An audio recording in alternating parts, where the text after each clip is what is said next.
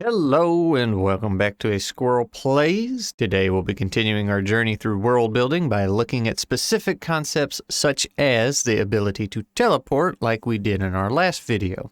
And if you remember, these videos are not specifically for world building within Dungeons & Dragons 5th edition or even TTRPGs in general. It can be for whatever book you're writing, or screenplay, or video game, or whatever the case may be. We're just taking specific concepts and having a look at what kind of impact they might make on a fictional world. In this episode, we'll be looking at Dungeons & Dragons 5th edition's magic spell, Goodberry. And if you're wondering why the thumbnail included a bunch of watermelons, well, allow me to blow your mind. Apparently, watermelons are a berry. Somehow they also fit into the gourd family too, but I'm not completely sold on that one. Also, it's not relevant. Now, just like last time, let's define this bit of magic so we know exactly what we're working with. And per the rules as written, we know that the spell can be cast instantly, so there is no waiting. Just say the magic word, wave your hand, and boom, you're done. The rules also say that this spell can be learned by either a druid or a ranger, and while I can see an argument maybe being made that not just anyone could be a druid, I feel like being a ranger is pretty wide open in availability as a career option. This is also a level 1 spell, so not the most complicated thing in the world, which I guess we can say means this spell can be learned by the average Joe. Feel free to argue otherwise and explain why down in the comments. When casting the spell, this is what happens per the description. Up to 10 berries appear in your hand and are infused with magic for the duration. And poof, just like that, 10 berries. And remember, watermelons are considered berries, and according to Google, the average watermelon weighs 20 pounds. So imagine casting a spell and suddenly you have 2,000 pounds of watermelon in your hand.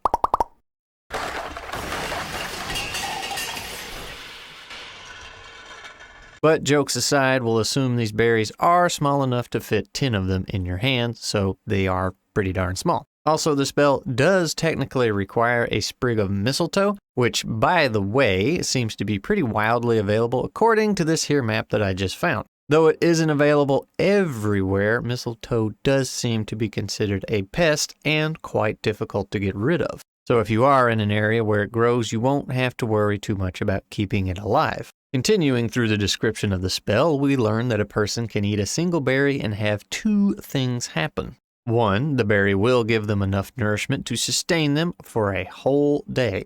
And 2, the berry will restore 1 HP, and we'll explore that part a little bit later. Also, before I forget, the berries do lose their potency after 24 hours, and I assume that means they become useless. No HP gets restored, and no nourishment. Or at least, no more nourishment than a single berry, I guess. So you won't be able to stockpile these things. Pretty simple rules here, and a fairly available piece of magic. Now let's dig in and see what all this does to a fictional world. Let's start with the idea of it being able to feed a person for a full 24 hours. Meaning if you pop one of these bad boys first thing in the morning, you're good to go until the next morning. No more stopping for lunch breaks during work. That also means significantly less hunting, if any at all. Also, no farming. That would drastically reduce your workload in a medieval fantasy setting. A druid at level 1, so somebody with no experience, can cast this twice a day. A ranger can't do it until level 2, so they would have to have some experience.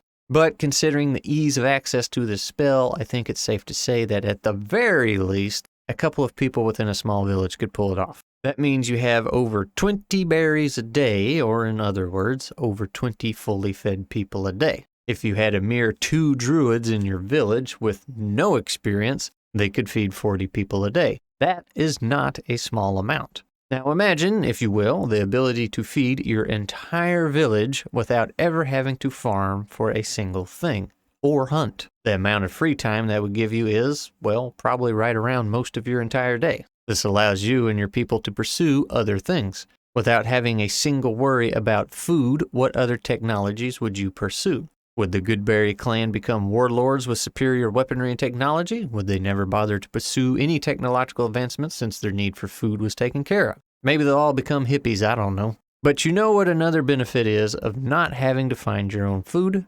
Less disease, no more contaminated meat or bug-filled fruits and veggies. Your people would be significantly healthier. One thing you might have to watch out for, though, is if all of the is if all the people capable of casting this spell suddenly decided they wanted a bit more control. If people got used to Goodberries and had no idea how to farm or hunt, they'd be at their mercy. Though that said, I don't think that'd be too big of an issue considering the ease of access to this spell. To me, it seems like other folks could pick it up just fine if they needed to. Though if not, that would be a very interesting story concept. And on that note, I would like to point out something in the world of 5e that just makes no sense to me. Why does the giant city of Waterdeep have poor districts with the high crime rate? Surely a city of that magnitude has plenty of people capable of casting Goodberry, which costs the caster little to nothing to do and could feed 10 very hungry people in less than a minute. With that kind of magic at your world's disposal, nobody should be hungry in a city, and if you're not hungry, you're probably going to be less inclined to rob somebody, meaning your crime rate is going to go down. Just a little something to think about in the wonderful world that Wizards of the Coast tried to glue together. And on the topic of 5e, this isn't really related to world building, but I thought it was funny either way. During our Goodberry discussion, Parker had this bit to say. And honestly, goofy things like this are probably the main reason people play 5e to begin with. It's whatever floats your boat. But anyway, getting back on track, let's get back to our Goodberry tribe we started. And let's have a look at that whole restores 1 HP thing.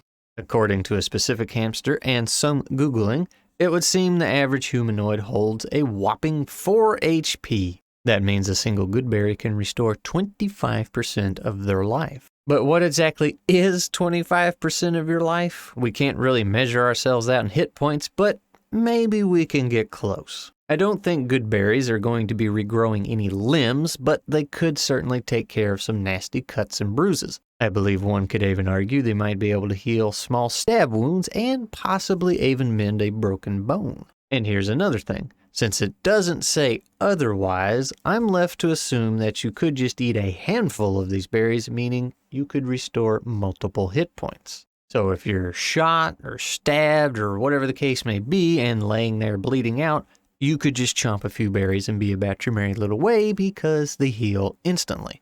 That means Tribe Goodberry over here not only doesn't have to worry about food forever, but they have healthcare covered as well. And if you have food and medicine completely covered, well, what's left? The only thing you'd have to worry about is decent shelter. So what do you think? Would they get bored and take an interest in weapons, or would they create the most luxurious homes you'd ever see? Or would they stick to tents and keep life simple? In the world you're making, what path do you think the Goodberry tribe would take?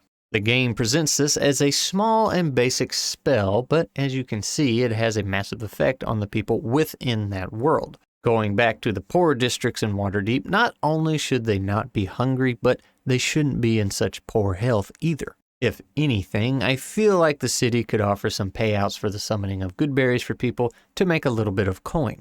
It wouldn't be much, I don't think, but on the same token, it doesn't exactly require much of the caster.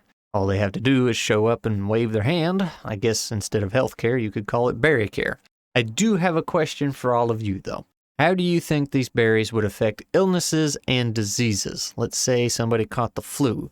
Would popping a Goodberry fix it right up? I feel like some illnesses it would and some it wouldn't. It would be hilarious if Goodberries could fix infections and whatnot, but still couldn't cure the common cold.